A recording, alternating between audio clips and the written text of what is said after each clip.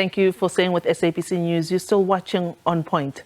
More on the top of our story, rolling blackouts continue to weigh heavily on the local economy. Data from Stats SA shows that the local economy contracted by 1.3% in the fourth quarter of last year. This is more than economists had expected.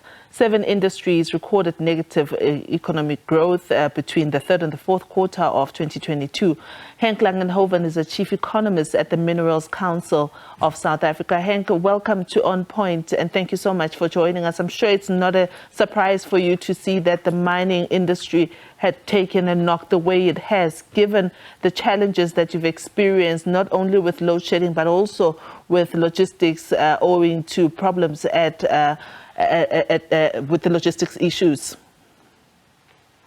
Absolutely, it wasn't a surprise, but it is still a great disappointment.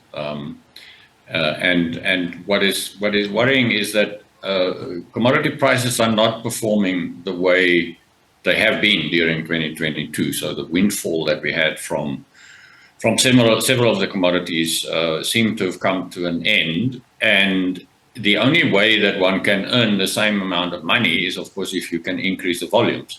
And that's where the logistics, the rail and harbour issues come into play. So it's so urgent that we try and resolve that as quick as possible.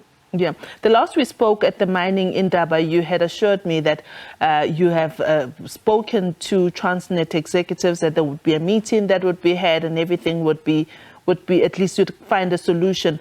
What is the latest with regards to that? There are good developments. We are taking, and like I probably said at the time, I hate the word low-hanging fruit.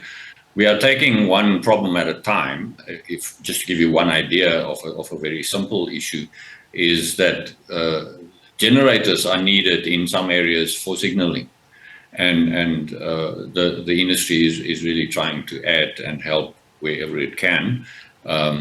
I don't think we expected the massive blockades that happened with the naval exercises that happened in Richards Bay. So it was almost also a shock that happens, and we've had many of these. There was an accident, for example, within Mozambique on the rail line. And it just seems to be that it's one thing after the other. So there are talks happening on all the 4 corridors. And maybe, again, I must just put perspective on this. The bulk exports from South Africa accounts for about 40-45% of export earnings.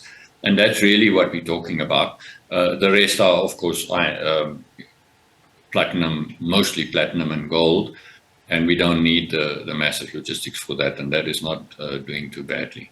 But there are fruitful talks happening, and very open discussions. It's heartening to see. It'll take time. I think I said that earlier as well. It'll take time to solve the issues. As it takes time, how much are you still losing on a daily basis due to the lack of exports? That's not an easy question to answer, and I frankly do not have the answer right away. But if I can give you other pieces of data that just came out from Stats SA, the one issue, for example, that gives you an idea of how mines are able to mine and their stockpiles are getting bigger and bigger. The inventories, in other words, the product that has been mined that has not been sold or exported declined in 21 by about 10 billion. It has increased, in other words, the stockpiles have gotten larger by 24 billion in 2022, which is an indication of the fact that we haven't been able to clear the amounts that we are mining. And we hear from several of our companies that they are running out of stockpile areas and therefore will have to curtail mining activity itself. Yeah. Now that not necessarily means employment, but it very well can if we can't solve this problem of clearing the product out to sea. And I mean, our clients are waiting for it. That's the other side of it. You lose, they lose confidence in you. if you can't sustain these exports. Yeah.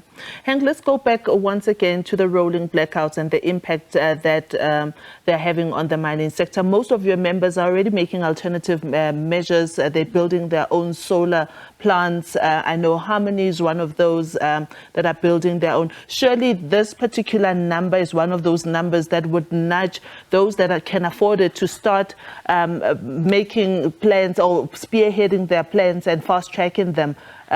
Is that the kind of conversation you're hearing among your members? Absolutely. As we talk, there's a very intense meeting taking place between Eskom and actually business in general at NEDLAC. No, absolutely. I think it is very important to understand that mines are responding to this challenge. It is equally important to understand that it takes time. It is not a quick fix.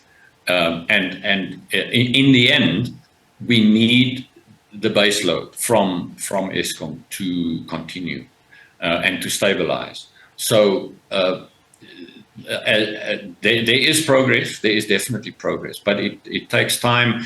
We now have a discussion, for example, whether it is technically possible when there is load curtailment that the companies that are just starting to generate their own electricity can be exempt from the load curtailment. The problem is probably, and I'm not an engineer, that it's about the technical access of a mining company to a specific area, which the systems operator might have dedicated to having to have load curtailment or load shedding. So these things are not simple to do.